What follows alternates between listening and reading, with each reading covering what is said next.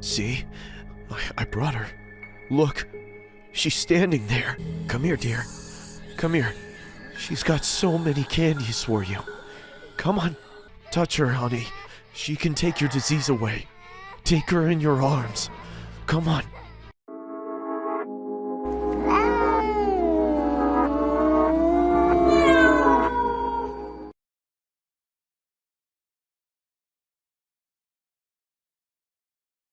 My father had a knack for traveling. Whenever he got holidays, we went on short trips. I was probably 8 years old back then. My father rented a small cottage in the woods. It was a farmhouse type of area with scattered cottages here and there. It was a secluded travel spot. Most campers and hikers came there. At that time, we were the only lodgers staying on that property. At least that's what the owner told us. My dad parked his car near our cottage. There stood a big lake right in front of the cottage. It was a small wooden cottage with 2 small bedrooms and a living room. I was loving the place. My father took me to the middle of the lake on a boat. We did a bit of fishing. He rowed the boat for some time on the lake. I was enjoying the boat ride, as it was my first time. My mom sat on the deck and kept smiling at us. I saw colorful birds flying over our head. The green woods surrounding the lake were moving slowly with the wind. Suddenly, I spotted a huge tree on my left. It felt like someone was standing under the tree and watching us. "Who is that, Daddy?" I asked my dad, and pointed in that direction. Right that moment, I saw the person vanishing behind the tree. My dad didn't see anyone. We came back from the lake. My mother set up small table chairs. She brought lunch with her. We sat down and started to eat. My dad was drinking beer, and I was eating an egg sandwich sitting right next to him. We were laughing and having a good time. After lunch, I thought to roam around a bit. I started to walk around. "Don't go too far, Mia!" my mother yelled. I picked up a wooden stick from the ground and started to walk. I was staying close to the cottage, but suddenly I saw a rabbit running around at some distance. I was just a kid, hence, out of excitement, I started to follow the rabbit. The rabbit jumped into a nearby bush. I ran there and started to move the bush with my wooden stick. Suddenly, I heard rustling footsteps behind me. I turned back and saw an average height man standing with a weird smile. He was holding the rabbit on his lap. He twitched his eyebrows at me and said, "Looking for this rabbit, dear? Do you want to pet this rabbit?" But Mom says they always run away." "They won't if you put them in a cage." I scratched my head and said, "But I don't have a cage." "I have one at my place. If you come with me, I can give you that." I turned around and saw my parents sitting near the lake and talking on their own. They were far from me, so I couldn't ask for their permission. I looked at the man again. He was standing holding the bunny like before and smiling at me. I know that was a huge red flag, but I was just 8 years old, and I wanted that rabbit. "Okay, let's go." I agreed to go with this man. The man's eyes sparkled mysteriously. He started to walk while showing me the way ahead. After about 5 to 7 minutes, we came in front of a small cottage. This cottage looked the same as ours. I remembered the owner telling us that we were the only ones staying on this property. Hence, I was a bit surprised to see this man staying in another cottage. "Come on with me." I followed him without asking any question. He pushed the main door and we got inside. As soon as I stepped inside the cottage, I smelled something really bad. It felt like something died in there. "Sit here. I'll bring the cage for you." He handed me the rabbit and went to the room on his left. I sat on the couch quietly. The entire cabin was very messy and dirty. Muddy clothes were scattered all over the place. I was wondering how could someone live like this, just when the man spoke from the room. "Can you come help me, dear?" I got up and went to the room. The smell grew stronger this time. I realized that it was coming from this room only. The room was very dark. There was a window on my right side, and a torn, dirty rag was hanging from it. I guessed it to be the curtain. There were small holes on it from which sunlight pierced inside the room. It took me some time to figure out that there's a bed in this room, and someone is lying on it. At first, I thought it must be that man, but then as my eyes adjusted with the darkness, I saw the man standing next to that bed and speaking to the person who was lying on it. "See? I brought her. Look, she's standing there." Suddenly, the person lying on the bed started to get up. I could hear heavy breathing. "Come here, dear. Come here. She's got so many candies for you. Come on." The man started to call me to get close to the bed, but something didn't feel right anymore. I realized I shouldn't have come with this man. "My mom must be worried for me. I better get back." As soon as I said that, I saw the man's facial expression change. He almost jumped on me and grabbed me. I started to scream. The man lifted me on his lap and said, "Touch her, honey. She can take your disease away. Take her in your arms. Come on." I was throwing my hands and legs in the air while screaming for my life. The man started to take me close to that person lying on the bed. The reeking smell grew stronger each second. The man reached the end of the bed and I kicked him on the face while grabbing the curtain of the window. The man fell on the floor holding his bleeding nose. I fell on the floor as well, and that entire curtain came off from the window. The room filled with sunlight, and I saw a horrified-looking woman sitting on her bed. Her face was rotten. Her skin was coming off. Blood and pus were all over her body. She looked like a living corpse. The disgusting smell from her body made me nauseous. I screamed at the top of my lungs. The woman started to crawl towards me. She stretched her bony, ugly hand to grab me. I screamed and moved back like prey in front of the predator. Suddenly, my father bolted inside of the room. "Mia!" "Oh my God!" He immediately ran towards me and grabbed me from the floor. The woman was panting and throwing her hands in the air. She was dying to touch me once. We immediately came outside the cottage, and I saw cop cars standing outside the cottage. I don't remember what exactly happened after my father took me out of that cottage. Probably I fainted. But the story unfolded, shocking the hell out of us. The man and the woman were escaped convicts. They broke out from prison and came into these woods to hide. While living in the wilderness, the woman was infected badly. She might have been bitten by some venomous insect, leaving her to rot like a corpse. The woman knew witchcraft, and this couple believed that if she could get an innocent child, she can get better again. They thought to run a ritual by placing a child onto her lap. By touching this child, she wanted to transfer her disease to a different body. This is why the man lured me into the house. The paramedics took the woman to the hospital, where she died within a week. The man was sent back to prison with another charge of attempted abduction. I still can't get rid of the image of that sick woman crawling towards me like a corpse and stretching her rotten hand to grab me. I do not go on trips that include forests or cottages anymore.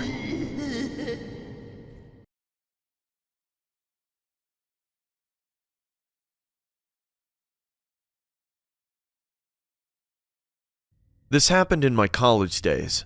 I'm an extroverted person, so I like meeting new people and making friends. Within the first semester, I made quite good friends, and we all often hung out together. There was a guy in our group named Steven. As students, we mostly stayed as paying guests or in hostels. Only Steven owned a house on the outskirts of the city. We were all young and looking for thrills all the time. Steven's house became the main place of our weekend parties and a popular place to hang out. We mostly spent nights at his place after getting heavily drunk at a party. The house had 4 bedrooms, 2 on the upstairs floor and 2 downstairs. Steven's room was the biggest in the house. Even though the house was spacious, Steven's room felt claustrophobic to me. Maybe it was because everyone got high in his room and drank there. Steven rarely cleaned the house. Hence, there was always a funky smell in the air of the home. We were a group of 5 people, including Steven. Molly and I were the girls in the group, and there were Robert and David.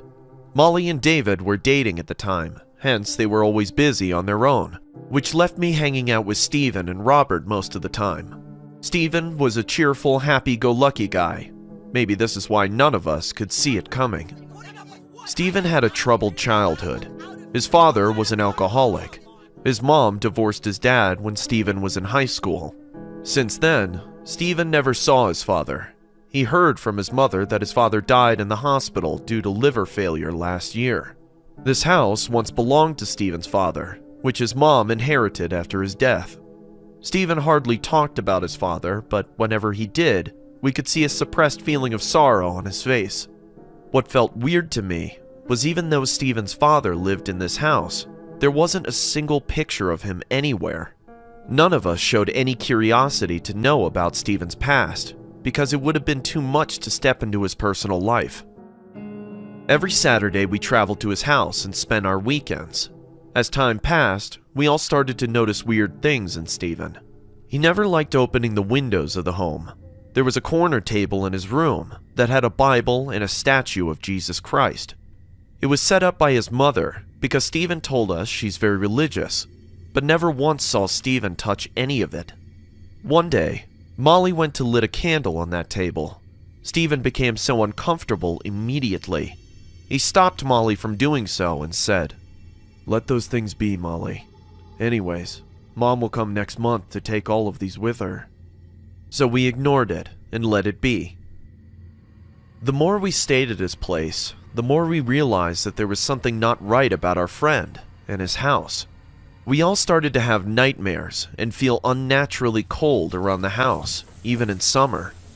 One weekend, I was alone in Steven's house. Molly and David were on their way. Steven and Robert went out to get booze and dinner for everyone. I decided to stay at the house in case Molly and David arrived early. I took a shower and was going upstairs to change into my pajamas. The bathroom was downstairs, and I had to pass Steven's room to take the stairs. As soon as I came in front of the room, my jaw dropped. I saw a bald man sitting on Steven's bed, facing his back towards me. He wasn't wearing any clothes, as I could see his bare back. "Excuse me? Who the hell are you? How did you get inside?" The man didn't say anything. He didn't even turn back.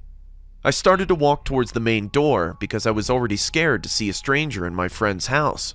The man suddenly started to shake his head in a very bizarre way.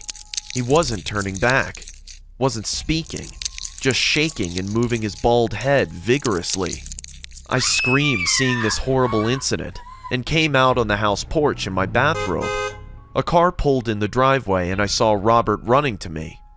"What happened, Pamela?" There's a man inside.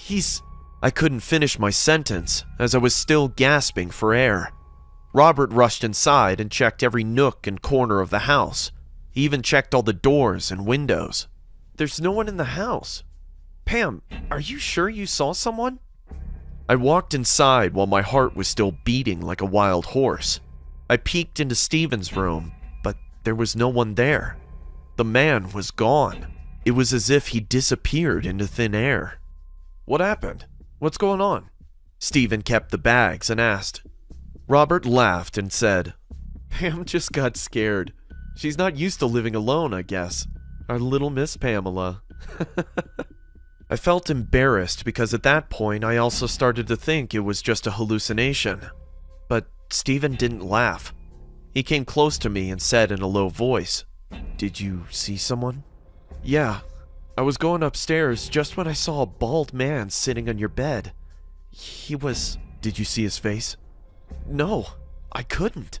"Come on, Steven, you don't actually think there was a man in this house? There's no way he could escape the house without using the front door. And if that happened, we would have all seen him.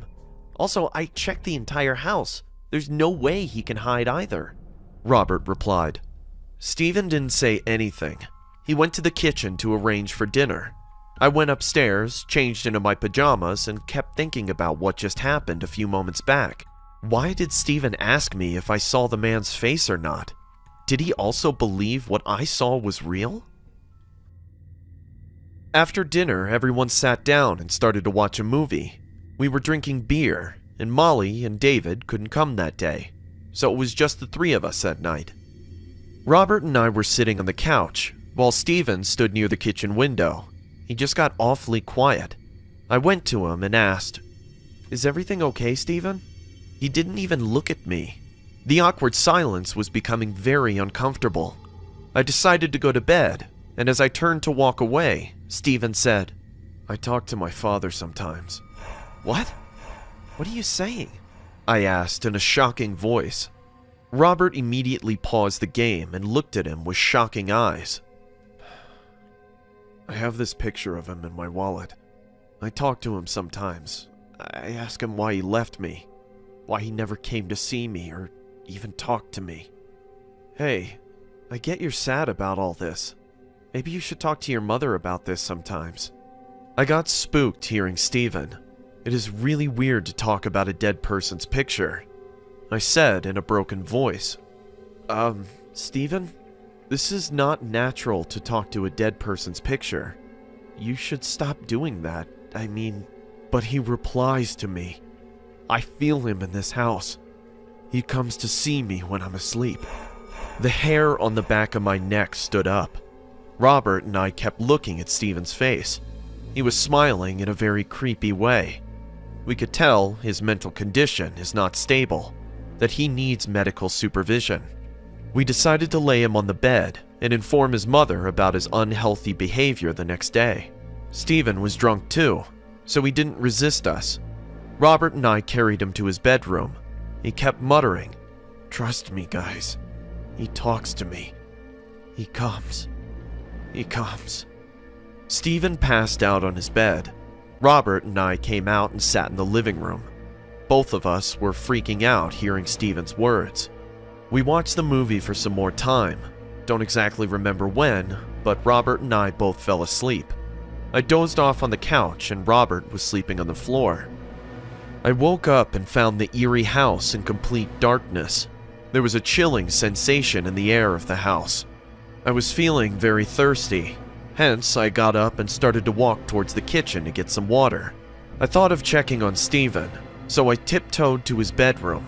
As I pushed the door, my heartbeat stopped for a while. That same bald man was floating over Steven's chest and watching him with blood-red eyes. He wasn't blinking, just watching him and breathing heavily. A foul smell choked my lungs. It was the smell of rotten flesh. I couldn't move, couldn't scream. The man then stooped down and sat on Steven's chest. He then opened his big mouth and started to suck the life out of my friend.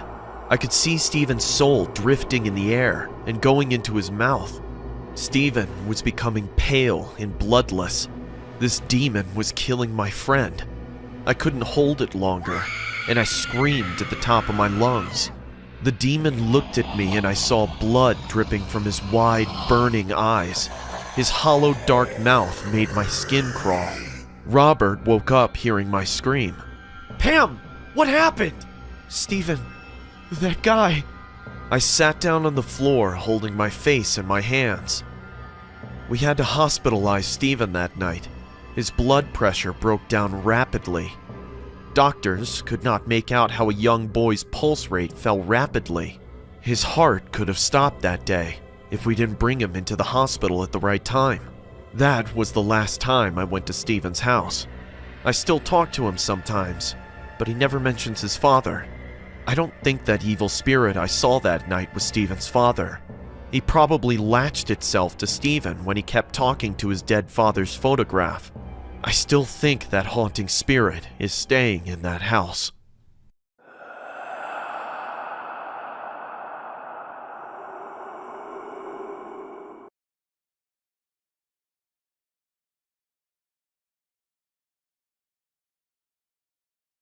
My name is Adam, and I'm a financial broker. My work schedule is always crowded with meetings and appointments. I had to take so many phone calls that often at night in my sleep, I woke up randomly thinking my phone was ringing. I barely get the time to hang out with my friends or family. My girlfriend broke up with me recently because I was too busy to spend time with her. To be honest, that's when it hit me, that I need a break from work. It's been 3 years since I joined this company, and since then I have not taken a single leave. so I decided to go to a small hill station and spend a week or so. My leave request got accepted immediately for my dutiful performance so far. I came home from work one day and started to prepare for this long-needed trip. I booked flights and a room in a hotel at the hill station. I wanted to stay close to nature, away from the crowd, so I chose these not-so-famous serene hill station. After landing at the airport, I hired a cab to reach the exact location. Within half an hour, we left the city area and got onto the twisted mountain roads. At one side stood the steep edge meeting the Green Mountain Valley. On the other side, huge mountains.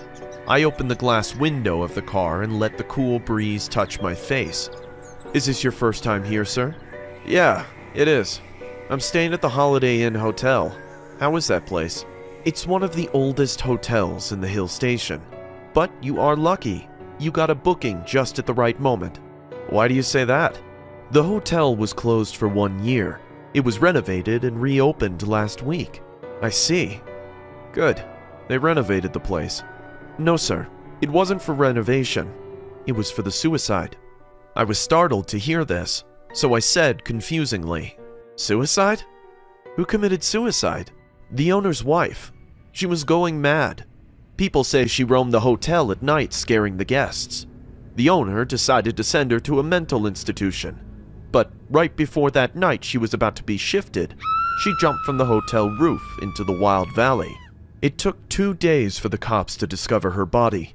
When they found the body, it was a vicious sight to watch. Coyotes and wolves tore flesh from that poor woman's body. Oh, what a horrible scene." The car driver closed his eyes, recalling the dead body. A weird feeling of discomfort grabbed my senses. I started to ponder on the thought, will it be fine to stay at a place where someone committed suicide? But then my rational senses replied, if we think like that, we will not be able to stay anywhere, because someone is always dying here and there. Also, the driver just said that the hotel had been renovated. When I reached the hotel, my eyes dazzled with the beauty of the view. Being surrounded by blue, snowy mountains, this 3-story wooden hotel stood like an ideal place to escape the busy city life. I checked in and a hotel boy escorted me to my room. The room was cozy and the view of the valley from the window refreshed my mind. I kept my luggage in the room and decided to eat something. I locked the room and started to walk towards the dining hall. I was near the dining hall when I saw an old, tall man standing there and talking to the hotel boy. He looked at me and I smiled out of courtesy. "Welcome to the Holiday Inn. I hope you're enjoying your stay," the old man said. "Yeah, this is a beautiful place," I replied with a smile. "Good to hear that. I am John Kipsky, the owner of the hotel. Please make yourself at home. Do not hesitate to ask for anything." He then looked at the hotel boy and said, "Attend to our guest, Matthew," and left. "Sir, please come with me," Matthew said. He took me to the dining hall. I sat down at a table, and the boy went to the counter to call the waiter. So far, I haven't seen any other guests. I was looking around when my eyes went to the wall in front of me. I saw a huge oil painting hanging from the wall. I got up to see it properly. It was the portrait of a woman. She was wearing a black gown and had an ordinary face. The only striking feature was her eyes. They were extremely creepy and bright. Once you look into her eyes, you can tell something is odd with this woman. Her stare was so uncomfortable that I felt she could see into my soul. The even more disturbing thing was the way the painter drew her eyes. It felt like she was following everyone in this room at all times. I was contemplating on these thoughts when someone spoke in a broken, deep voice. "That's Mrs. Kipsky. She's dead." I turned around and saw a man dressed in the waiter's costume standing right next to me. He had white hair and looked like someone who had been there for a while. I said awkwardly, "I was just looking at the painting." I then walked back to my seat and started to look through the menu card. The waiter stood quietly with a blank face. I was taking quite a bit of time to decide on what to eat, but this guy seemed like he had a lot of time to spare. He waited patiently until I ordered my food. As long as I ate there, I couldn't shrug off this uncanny feeling of being watched by that woman in the painting. I finished as quickly as possible and went back to my room. I smoked a cigar sitting near the window and watched the sunset behind the hills. I don't remember when I dozed off on the couch. I woke up hearing muffled laughter in my room. I opened my eyes and saw a woman figure sitting on the couch like a frog. Her hands were placed on my legs. Her face was full of wrinkles. She was wearing a black gown. There was a cruel smile on her face, but her eyes were coming out of her eye sockets. Seeing her eyes, I could recognize her. I just saw her painting in the dining hall today. Yes, it was Mrs. Kipsky. But you're dead. She stood up on the couch and started to cough terribly. Hearing her coughing like this, I got up. She was gagging like she couldn't breathe. Then she suddenly stopped and said, "Would you like to see a magic trick?" She started to pull her tongue out with her very own hands. I screamed in terror and couldn't believe my eyes. She was pulling and pulling, and her huge red bloody tongue was coming out of her mouth. I will never forget that scene. Hearing my scream, the hotel boy came rushing to my room. Thank God I didn't lock my door. He bolted inside and switched on the light. "What happened, sir? Is everything all right?" I looked around while gasping for air. There was no one inside. Only the window was moving with the cold wind. I left the hotel the next day. I went to the dining hall for one last time. My eyes went to the painting. Believe me or not, I saw Mrs. Kipsky wickedly smiling at me.